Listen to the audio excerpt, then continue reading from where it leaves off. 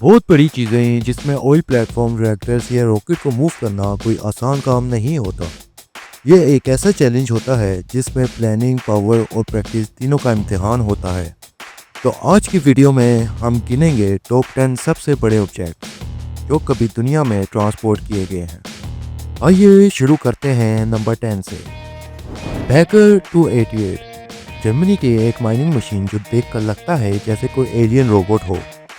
इसका वज़न 13,500 टन है और इसकी लंबाई 240 मीटर है। नंबर 9 पे है शटल कैरियर एयरक्राफ्ट। नासा ने जब स्पेस शटल प्रोग्राम स्टार्ट किया तो उन्हें ज़रूरत थी एक प्लेन की जो शटल को पिगी बैग ले जा सके, और तब बना बोइंग 747 शटल कैरियर एयरक्राफ्ट। ये एक मॉडिफाइड जंबो जेट था जो पूरे स्पेस शटल को अपनी बैग पर उठाकर ले जाते थे।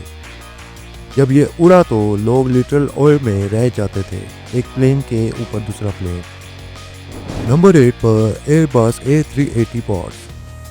दुनिया का सबसे बड़ा पैसेंजर प्लेन बनाने के लिए एयरबस A380 के पार्ट्स यूरोप के मुख्तलिफ मुल्कों में बनाए गए। फिर इन्हें कंबाइन करने के लिए फ्रांस के टोलोस प्लांट तक ले जाया गया।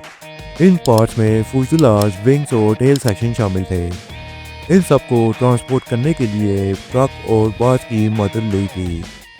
रात के वक्त पूरी कॉन्वे चलती थी ताकि ट्रैफिक कम हो। नंबर 7 पर आता है नासा का क्रोला ट्रांसपोर्टर्स।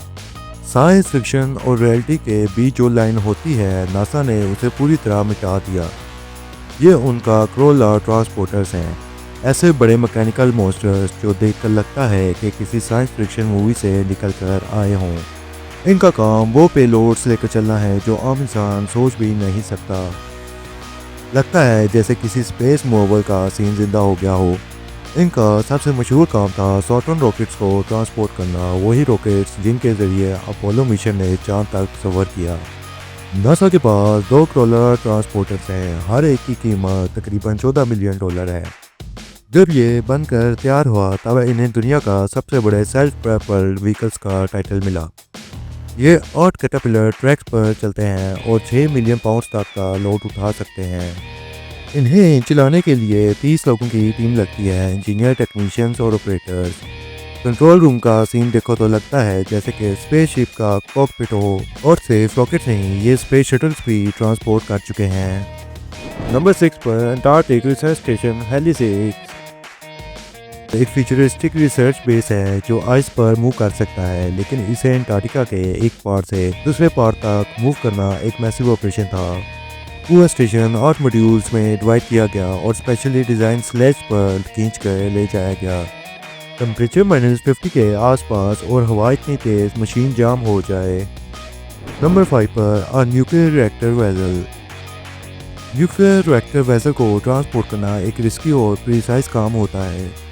ये रिएक्टर 100 ऑफ टन्स के होते हैं और इन्हें स्पेशली शील्डेड ट्रेलर्स पर मूव किया जाता है।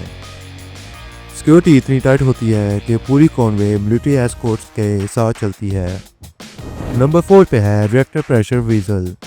रशिया ने एक बार 1000 टन का रिएक्टर प्रेशर वीजल ट्रांसपोर्ट किया था।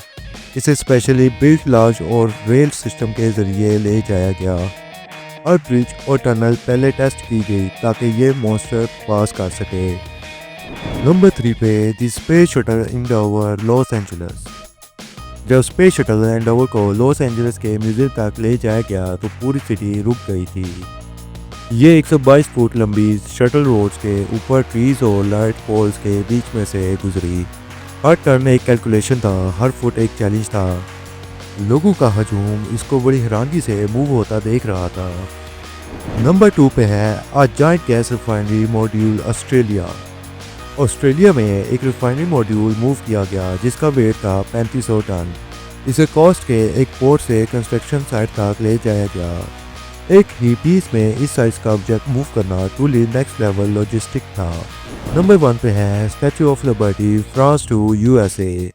इसे 1885 में फ्रांस से अमेरिका भेजा गया था 350 इंडिविजुअल पीस में। ये सब पीस एक शिप ईजर पर लोड किया गया और अटलांटिक ओशन क्रॉस करके न्यूयॉर्क लाया गया।